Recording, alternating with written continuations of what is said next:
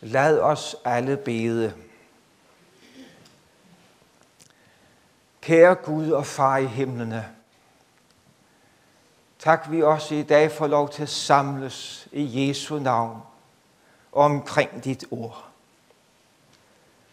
Tak, at vi har et godt budskab at samles om.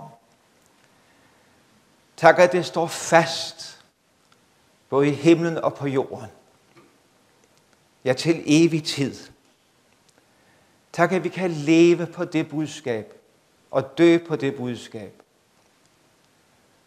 Og tak, at det er sandt, som vi sang det, at det er dig, Jesus, der er klippen. Det er dit ord, der bærer alting. Det er dig, der står fast og aldrig rykkes. For dit ord, Guds kirke, bygges. Herre, så er vi også i dag afhængige af din gode Helligånd. At du, gode Helligånd, kommer og åbner vores hjerte for ordet. Og fører ordet ind i os. At vi bliver stille for det. Og som vi også bliver mindet om det, til trøst. Til en ny begyndelse. Til overbevisning.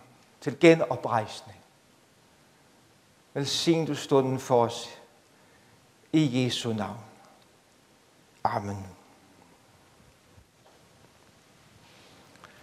Og teksten til denne søndag står skrevet hos Johannes, evangelisten Johannes, kapitel 21, og det er vers 15-19, som lyder sådan i Jesu navn. Da de havde spist, siger Jesus til Simon Peter: Simon, Johannes' søn, elsker du mig mere end de andre? Han svarede: Ja, Herre, du ved, at jeg har dig kær. Jesus sagde til ham: Vogt mine lam. Igen for anden gang sagde han til ham: Simon, Johannes' søn, elsker du mig? Han svarede: Ja, Herre, du ved, at jeg har dig kær. Jesus sagde til ham: Vær hyrde for mine får. Jesus sagde til ham for tredje gang: Simon, Johannes' søn, har du mig kær?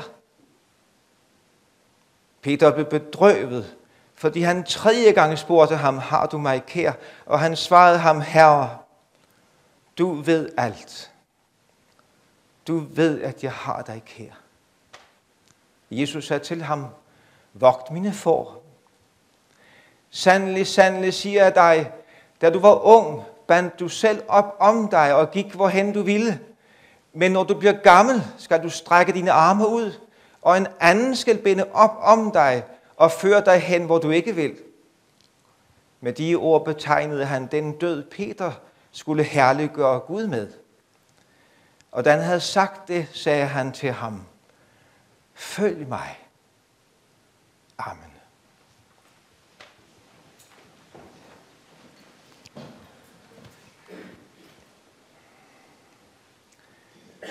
Hvad stiller man op med en disciple som Peter, der havde svigtet så grueligt den dag i ypperste præstens gård? Tænk, i 3 år havde han været sammen med Jesus, vel næsten 24 timer i døgnet. Havde spist sammen med ham, gået mange kilometer med ham, set ham helbrede de syge, spedalske, lamme, blinde og døve, uddrive onde ånder af besatte, oplevede ham bespise mere end 5.000 mennesker med 5 brød og 2 fisk, og hørte de livsaligste ord af hans mund. Og han havde også selv sat ord på, hvem Jesus var. Du er Kristus, den levende Guds søn. Og så havde han forsikret ham om, at selvom alle de andre svigtede, så ville han aldrig gøre det. Han var parat til at gå i døden sammen med Jesus. Men altså, der er så en ung pige, som man jo ikke synes, man skulle sådan frygte så meget. Da hun i ypperstepræstens gård under forhøret af Jesus genkender Peter som en af hans disciple, og lod nogle ord falde om det, så spillede han dum. Han spillede dum. Jeg hverken ved eller forstår, hvad du mener. Og da en anden pige lidt senere gav udtryk for noget af det samme, så nægtede han igen, at han havde haft noget som helst med Jesus at gøre. Jeg kender ikke det menneske. Sådan sagde han det. Og da så flere andre konfronterede ham meget direkte, jo, du er da også en af disciplene, man kan jo høre det på dit sprog.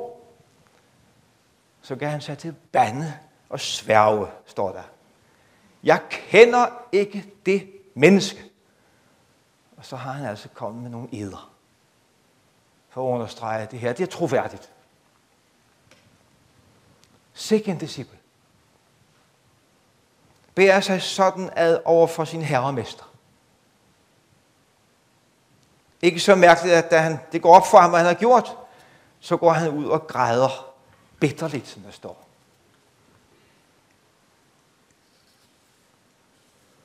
Ja, sikke en disciple. Men inden vi måske begynder at ryste alt for meget på hovedet af Peter, så var det måske på sin plads, at vi greb lidt i vores egen barm og spørger os selv, hvordan går det egentlig os med at bekende Jesu navn? Vi har måske ikke bandet på lige frem, at vi ikke kender noget til Jesus. Men vi har jo heller ikke været i en sådan situation som Peter, hvor han oplever, at nu brister alt for mig. Og hvor han jo også kunne risikere både liv og helbred. Men alligevel, sådan vi lever et utroligt komfortabelt liv, så er det her fænomen med at mangle frimodighed vel ikke helt ukendt for dig og mig. En meget fremtrædende kristen leder fortalte på et tidspunkt, det ligger ikke så langt tilbage, hvordan der var gået ham på en campingplads om sommeren. Søndag morgen så pakkede han og konen deres grej sammen, for de skulle nå til gudstjeneste kl. 10 derhjemme. Og så er der en medcampist, der undrede sig over, at de skulle afsted så tidligt. Og spurgte til det. Men altså i stedet for at sige, som det var, at vi skal hjem til gudstjeneste, så sagde de et eller andet forblommet om, andre selv sagt, at de altså bare skulle hjem.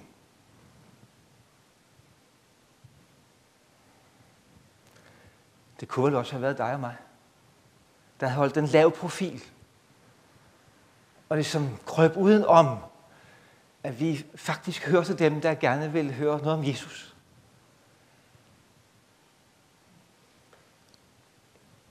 Vi kan nok diskutere kristelige ting. Diskutere moralspørgsmål og sige, vi er imod provokeret abort, vi er imod homofili og forskelligt. Men det der med at få sagt et ord om Jesus. Hvor glad jeg er for Jesus, hvad han betyder for mig. Og du, kære nabo og kollega, han er også død for dig, opstanden for dig. Han har givet sit liv for dig. Du kan få paradis i egen. Det er som om tungen slår krøller. Vi bliver mundlamme så let. Fordi vi skammer os. Skammer os over Jesus. Den korsfæstede. Og det er menneskeligt. Det ligger i os. At skamme sig over den korsfæstede. For der er noget dybt forarveligt. Et ansted ved korset. Det er noget helt andet at være muslim, som bekendt. Eller hinduist, eller buddhist. Der er ikke nogen forarvelse sådan for den menneskelige religiøsitet og den menneskelige fornuft. Men det er der her. Det ligger i os at skamme sig over Jesus. Og vi ser af Paulus' brev til Timotheus, hvordan også Timotheus skammede sig. Han var ellers menighedsleder i Efesos, men han skammede sig ved evangeliet. Og det er jo ikke så godt vel, når en menighedsleder skammer sig over det, som det hele drejer sig om, som vi skal have ud. Eller menighedsmedlemmer.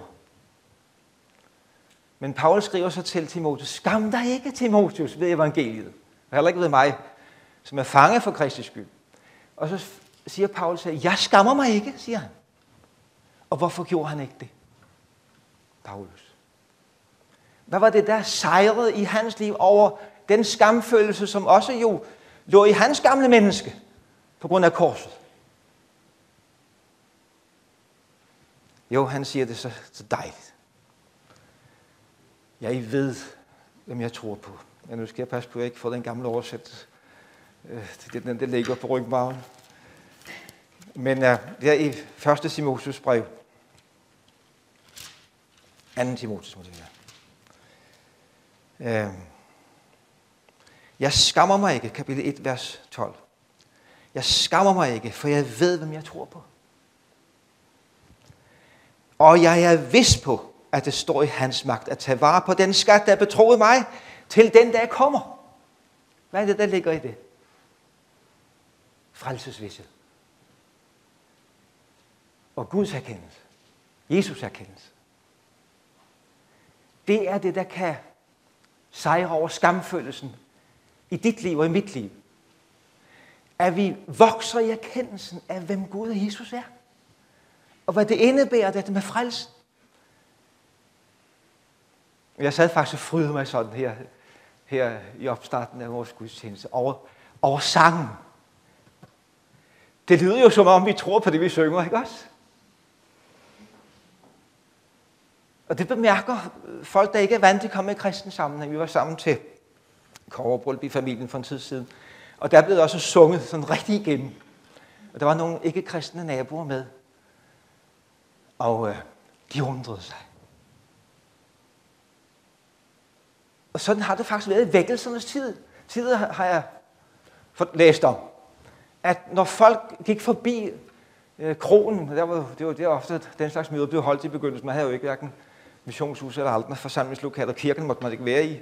Så i 1800-tallet, da vækkelsen brød igennem. Men så lovsangen, der lød. Og dem, der sad i baren, eller hvad det hed dengang, de fornam den her glæde og vished. Det trak i det. Og det gør det også i dag. Når mennesker møder glæden, visheden. Og hvor trænger vi til det, kære venner? Se, hvem Jesus er. Jeg ved, hvem jeg tror på. Og jeg er vidst på, at han har magt. Det er bare den skat, der bliver mig betroet. Til hin dag, til han kommer. Ja. Måske vi kan forstå, i hvert fald et stykke på vej, ud fra vores egne erfaringer, at Peter faldt i fristelsens stund i ypperste præstens gård. Men hvad stiller man op med sådan en disciple, som altså svigter så grueligt? Er der noget andet at gøre med en sådan end at give ham sparket? Ud med dig. Duer ikke.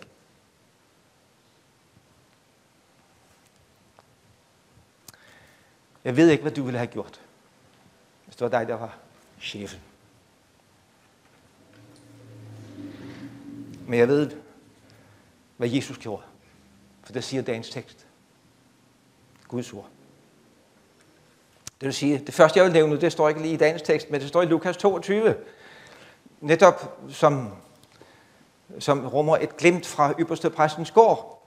Der hvor Peter har benægtet igen. Og så galer hanen. Lukas 22, 61. Så står der, Herren vendte sig om og så på Peter.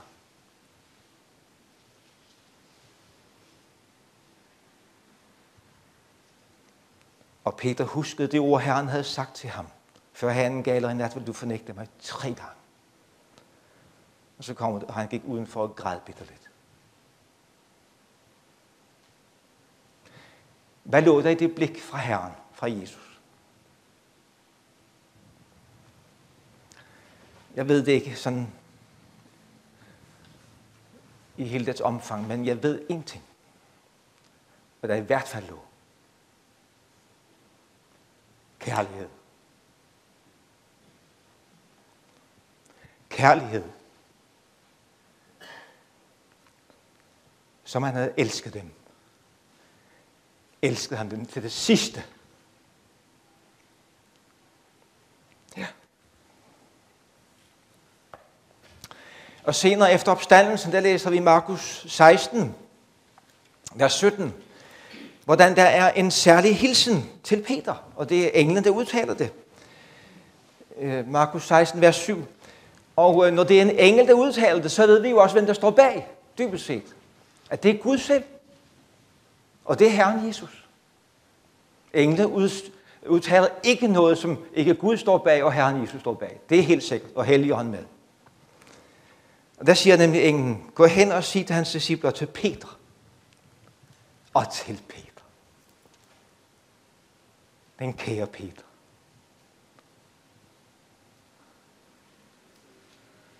Som har fået sår på sjælen.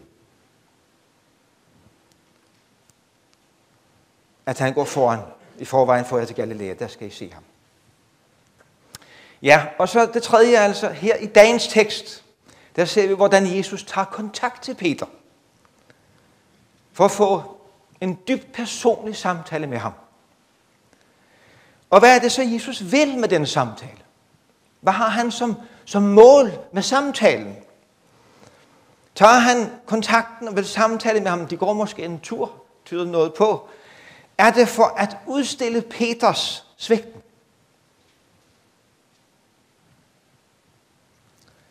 Nej, det er det ikke. Faktisk, når vi ser nøje i teksten, så kommer Jesus slet ikke ind på dette med hans fornægtelse. Eller hans banden og sværgen. Han nævner det ikke med noget direkte ord i hvert fald. Overhovedet ikke. Og der er heller ikke sådan en tone i retning af, nu våger du en eneste gang mere at træde i spinaten, kammerat.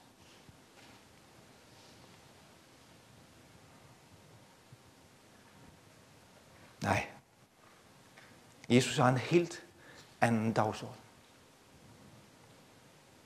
Han vil hjælpe Peter. Hjælpe Peter med såret på sjælen. Tilbage på Guds spor.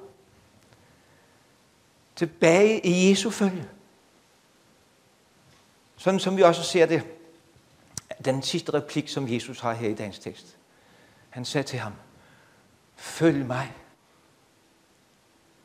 Fuldstændig som første gang, da han kaldte Peter. Før Peter havde gjort alle de dårlige erfaringer med sig selv, som disciple af Jesus, så lød det til ham, følg mig. Og nu, efter alle de dårlige erfaringer, følg mig. Samme hjertelag. Samme ønske fra Jesus side.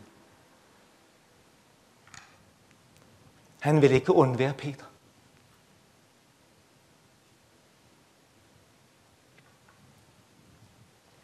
Jesus vil læge det sår på sjælen, som Peter har pådraget sig, og som han lider under. Genetablere det fortrolige fællesskab imellem de to. Rejse ham op af faldet.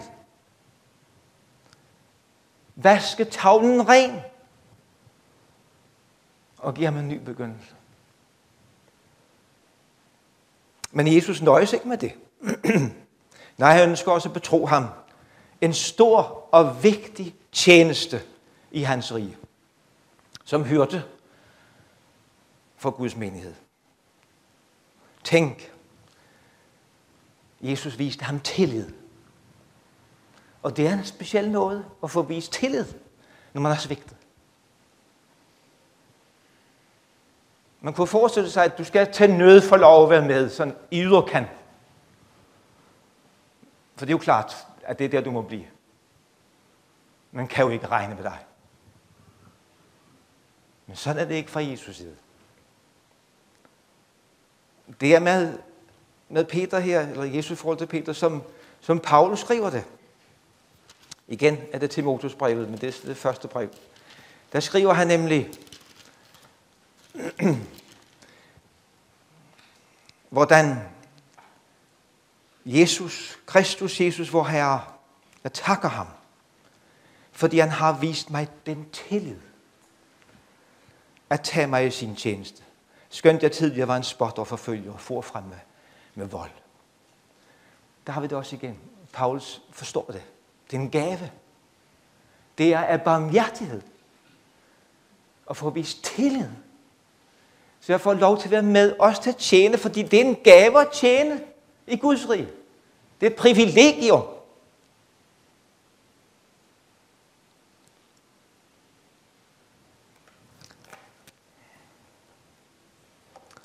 Og jeg har ikke set det før.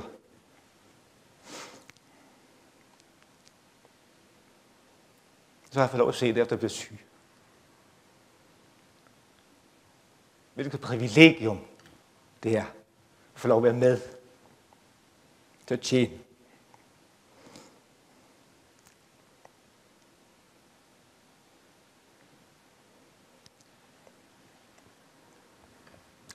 Tilbage til Peter og Jesus i samtalen der.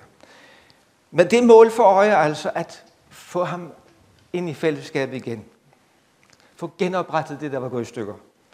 Der er det, Jesus stiller skarpt på et spørgsmål, som går til det inderste af Peters sjæl. Og det er jo dette. Elsker du mig? Elsker du mig? 3 gange kommer det samme spørgsmål. Som jo så, kan man sige, svarer til de 3 gange, at Peter fornægtede. Men igen, det mener jeg ikke, vi skal tolke negativt. Men positivt. Der skal bekræftes 3 gange. Så der ingen tvivl er tilbage. At forholdet er genoprettet. Du er min. Første gang lyder det med et sideblik til de andre disciple. Elsker du mig mere end de andre? Sådan som Peter havde udtrykt det. Og det er en ydmyget Peter, der svarer. Især da Jesus stiller spørgsmål for 3. gang. Elsker du mig? Der står der, at han blev bedrøvet. Han blev bedrøvet. Men det var en bedrøvelse efter Guds sind. Der findes 2 slags bedrøvelse, skriver Paulus. Der findes en bedrøvelse, som er efter denne verden. Og som går i retning af det, at jeg har mistet så meget ved de dumheder, jeg har gjort. Og det er jeg bedrøvet over. Og jeg har faktisk også kendt den bedrøvelse. På grund af min egen svigtning. Men så findes der bedrøvelsen efter Guds sind, som virker omvendelse til frelse, skriver Paulus. Og det er det, vi møder hos Peter her. Den, der fører et menneske tilbage. Bedrøvet over, at jeg har svigtet dig, Gud. Jeg er der ikke værd. Men jeg kan ikke være dig foruden. Herre, du ved alt. Som han udtrykker det. Du ved alt. Inklusive alt det, jeg har sagt. Og gjort. Og følt. Og villet. I forhold til dig. Du ved alt.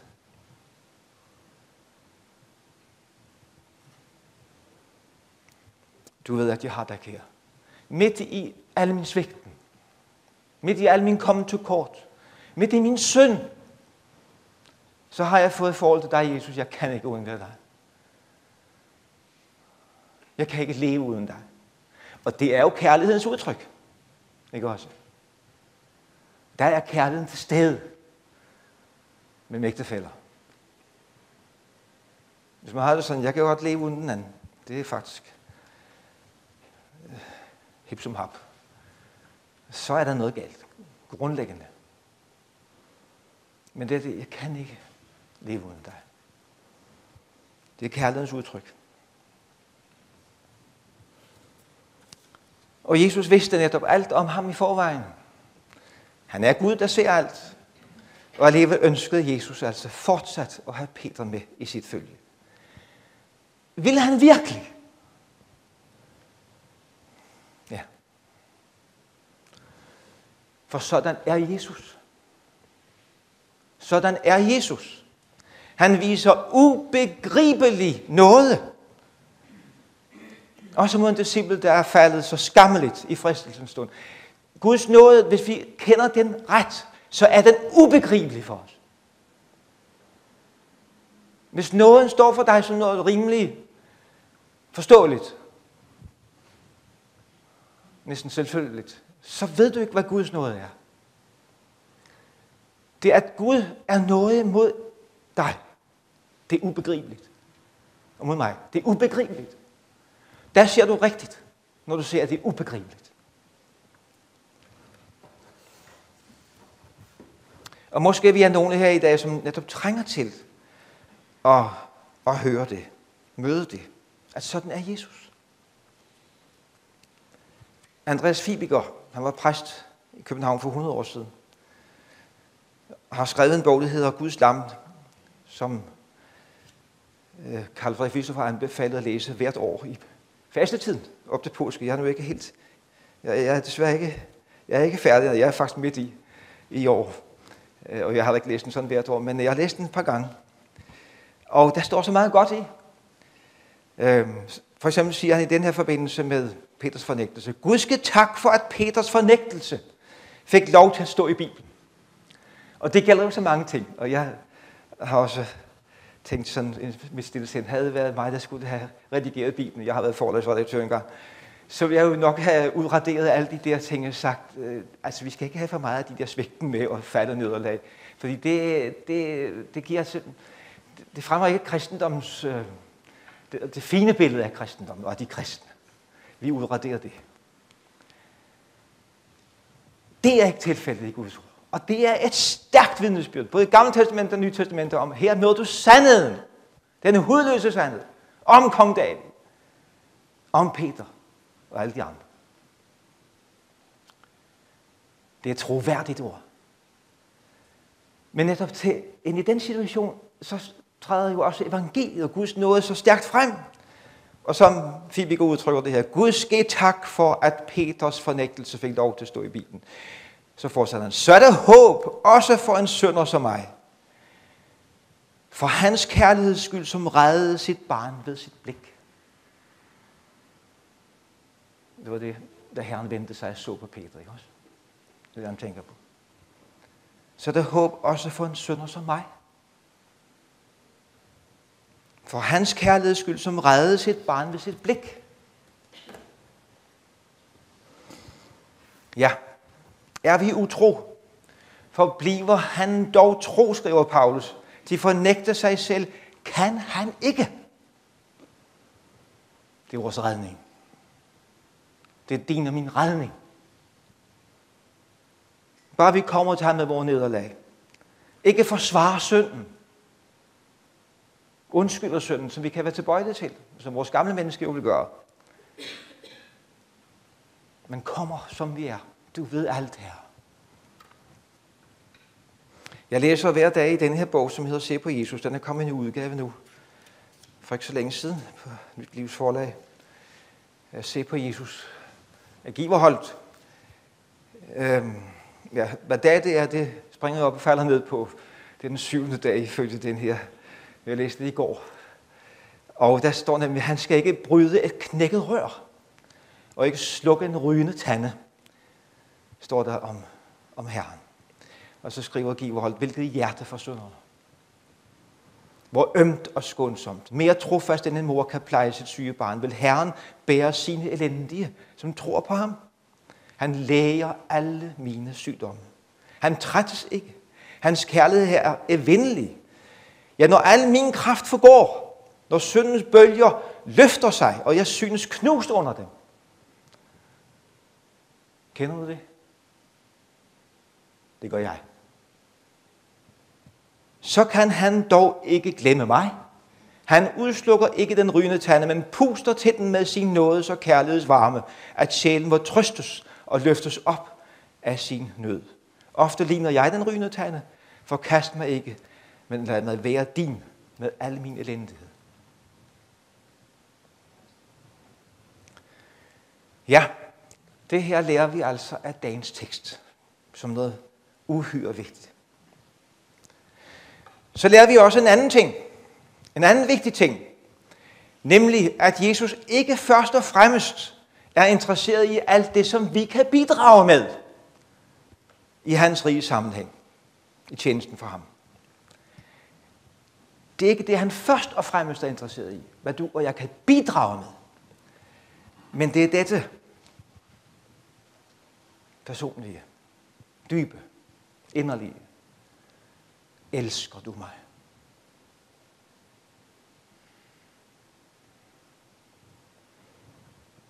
Og her er noget, som jeg så at sige også skal have med i dag på Jesu vejen. Og stille som spørgsmål til mig selv og til dig. Elsker du Jesus? Egentlig. Hvorfor er du med i kristen sammenhæng? Hvad er motivet? Er det fordi, alt kommet til kort til trods, du elsker Jesus, og ikke kan undvære ham? Jeg ved ikke, om det forekommer også at være sådan lidt fremmed tale, det med at elske Jesus. Men Guds ord taler jo om det. Så selvom vi bor i det høje, kolde nord, hvor vi ikke sådan har følelserne så meget uden på tøjet, som man har måske sydpå, så er det noget, der angår os, fordi det er Guds ord, der taler om det. Så det gamle testament taler meget om det. Jeg nævner bare salme 116, vers 1, hvor der står, jeg elsker Herren. Ja, hvem vil egentlig stå frem og sige det i menighedens midte som det første? Jeg elsker Herren. Det lyder lidt for varmt. For følelsesbetonet måske. Men Guds ord siger det. Og Jesus spørger efter det. Og det var jo også faktisk Guds bud fra begyndelsen. Du skal elske Herren din Gud af hele dit hjerte, hele din sjæl, hele dit sind, hele din styrke. Der har du det. Meget tidligt i åbenbaringen. Og i Nye Testamentet møder vi det også mange steder. Efeserbrevet 6 for eksempel skriver Paulus, nåde være med alle, der elsker vor Herre Jesus Kristus. Og 1. Korintherbrevet 16 skriver han, hvis nogen ikke elsker Herren, være han forbandet. Det var en barsk tale. Men det er Guds ord. Og Jesus selv gør det jo klart, altså, hvordan tingene hænger sammen i livet med ham. Jeg citerer nu fra Johannes evangeliet 14. Den, der elsker mig, vil holde fast ved mit ord. Sådan sætter Jesus det op. Den, der elsker mig, vil holde fast ved mit ord. Den, der ikke elsker mig, holder ikke fast ved mine ord. Kan du se, hvordan han kobler hans ord og hans person sammen, uadskilleligt sammen, som dit forhold er til Jesu ord, er dit forhold til Jesus. Elsker du Jesu ord? Er de vigtige for dig?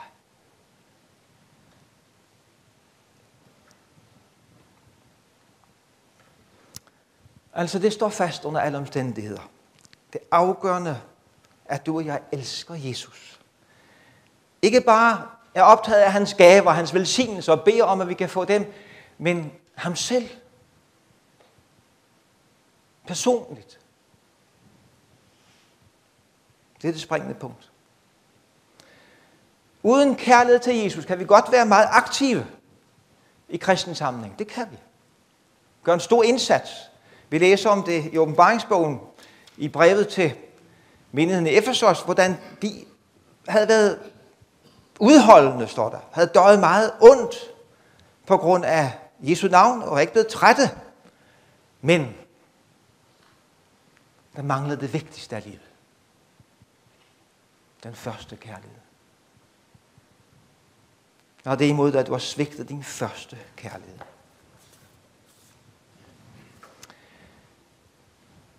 Måske vi er nogle, der i dag må erkende, at kærligheden til Jesus er blegnet. Sådan kan det jo gå også. Jeg tror, jeg må indrømme, at sådan har det gået mig på et tidspunkt. Jeg blev så optaget af så meget andet. Jeg ville gerne høre Jesus til stadigvæk, for det vidste jeg var vigtigt. Jeg vil også gerne være med i tjenesten, sådan set. Men det var ikke helt på samme måde brændende for mig. Og vi skal her, om lidt, når jeg er færdig, så skal vi synge 604, hvor der står om noget med den sag. Det koster mere, end man fra først betænker. At være tro i det, som Gud er skænker. I kærlighedens første kraft at stå, til man og ser fra kampens plads at gå. Jeg må indrømme, da jeg var helt ung, nu antyder jeg ikke føler mig særlig gammel, det er nok forkert, men for mange år siden, altså der hvor jeg har også været i besiddelse af en meget stor grad af idealisme.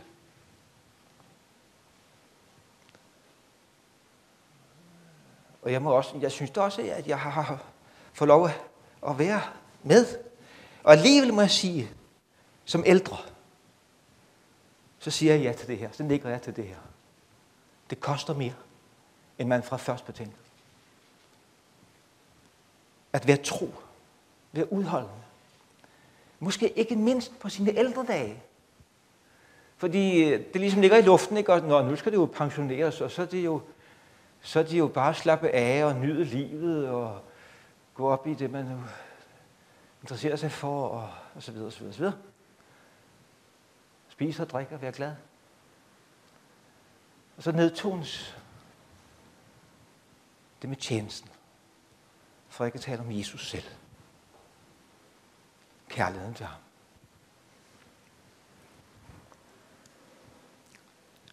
Hvad kan vi så stille op, hvis vi må erkende, noget af min kærlighed til Jesus er blegnet? Hvad kan vi stille op, du og jeg? Og så må vi bare henvise til Peter. Hvad fik Peter til at elske Jesus? Hvad hjalp Peter tilbage på sporet? Og så vi møder faktisk en helt anden Peter i hans breve, end den egoist og fremfusende, som vi møder i evangelierne. Hvad er der sket?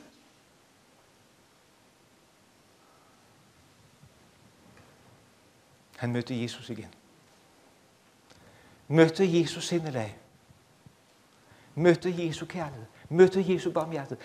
Så ved Helligåndens lys efter pinsedag, hvad det rummer. Han fik ovenlys over det hele. Og så der er altså en ny Peter, der skriver og virker. Jeg vender tilbage til det til sidst.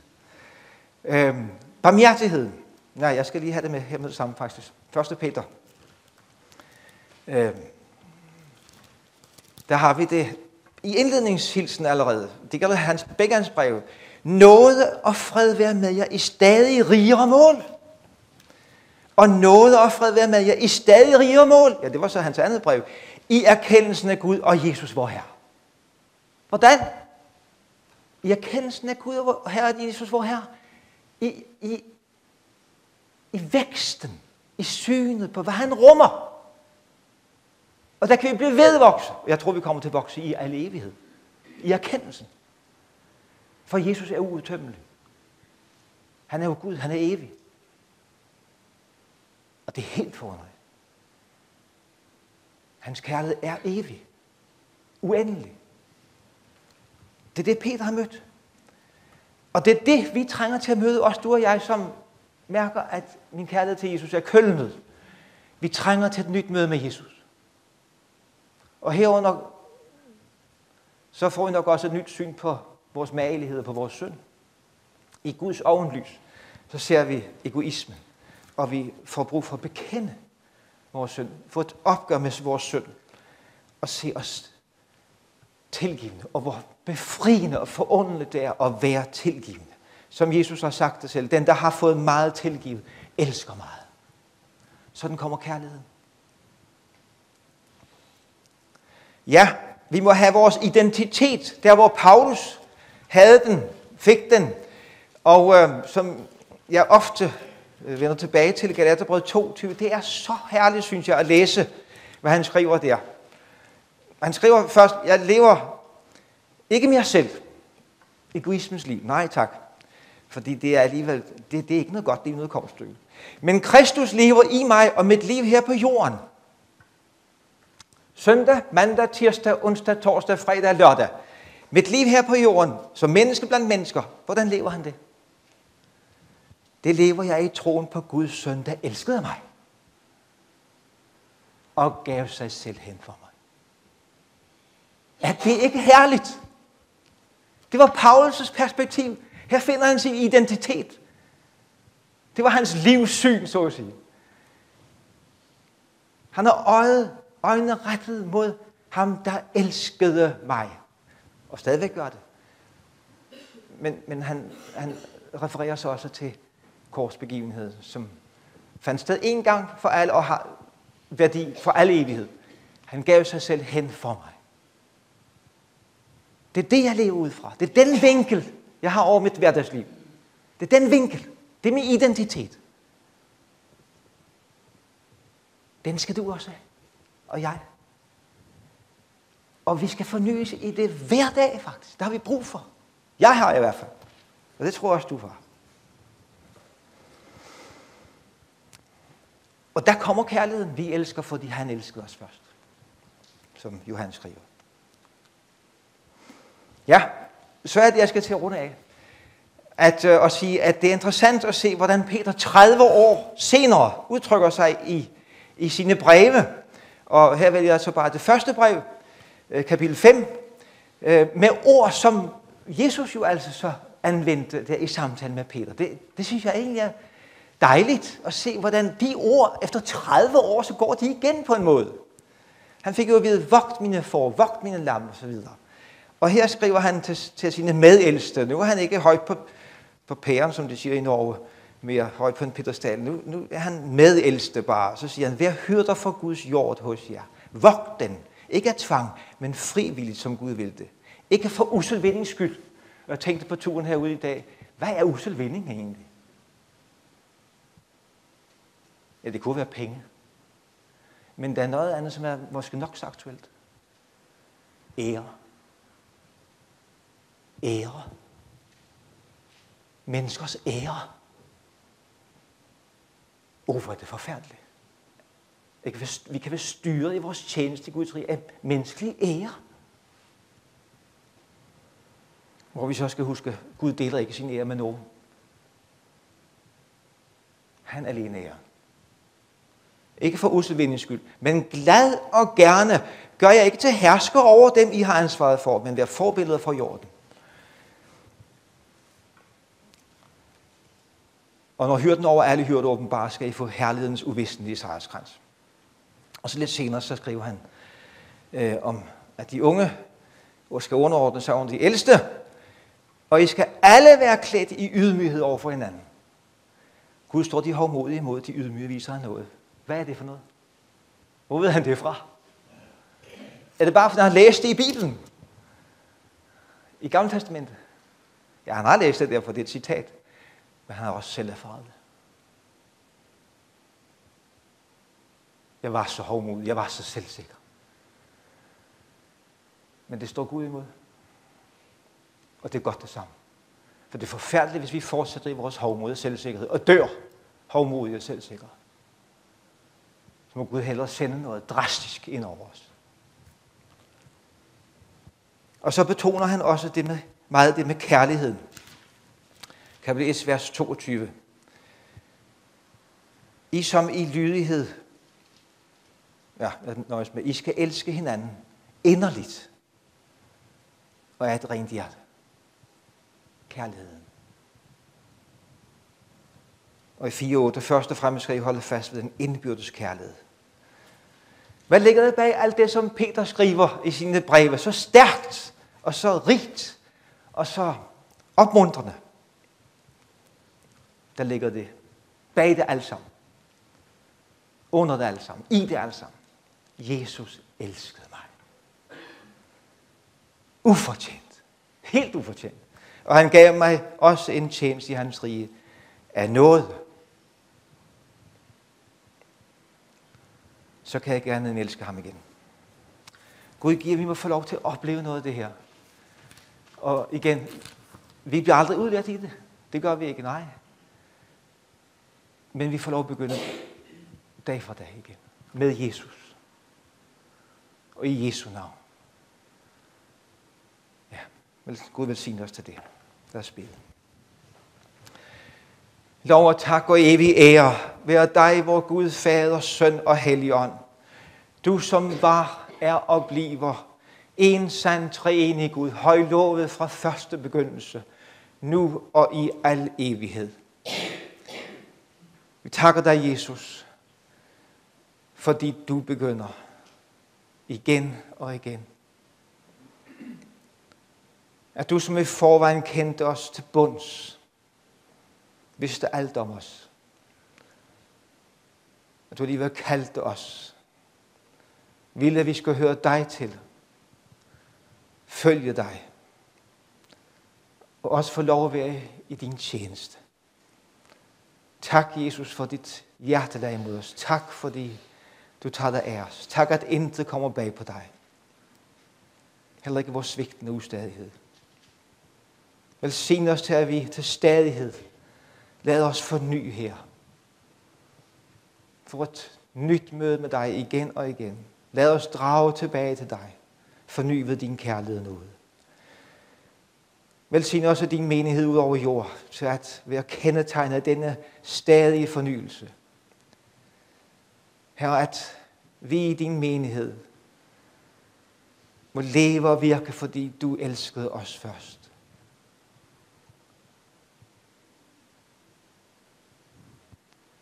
Vi beder også for vores brødre og søstre i Bansko, også vores bror Milko og hans hustru, som besøgte os. Vil du også velsigne dem.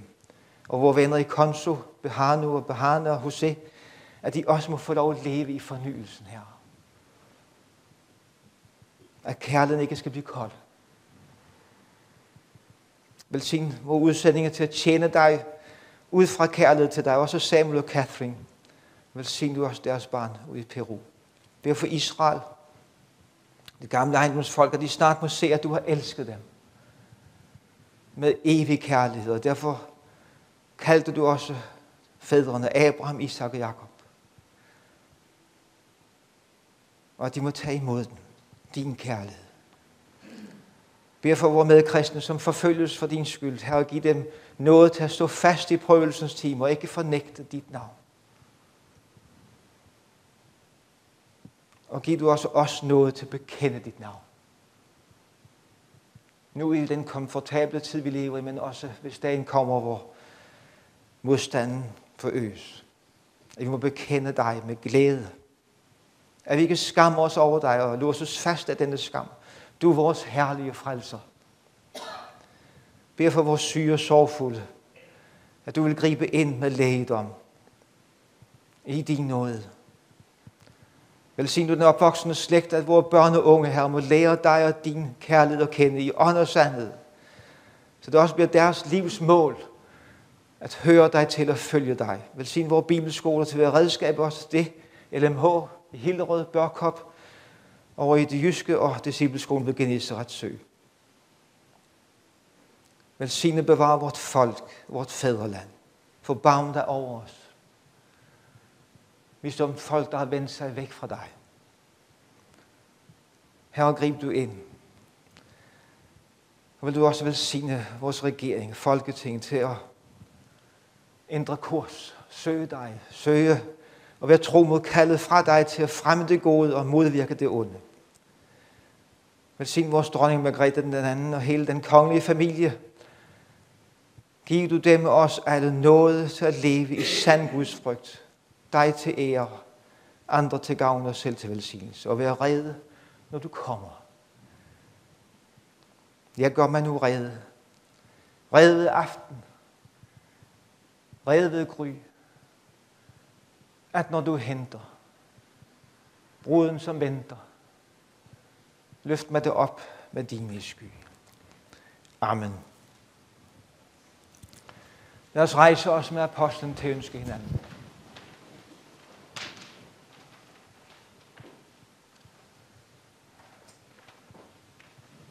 Herren Jesu Kristi nåde, Guds kærlighed og Helligåndens fællesskab være med os alle. Amen.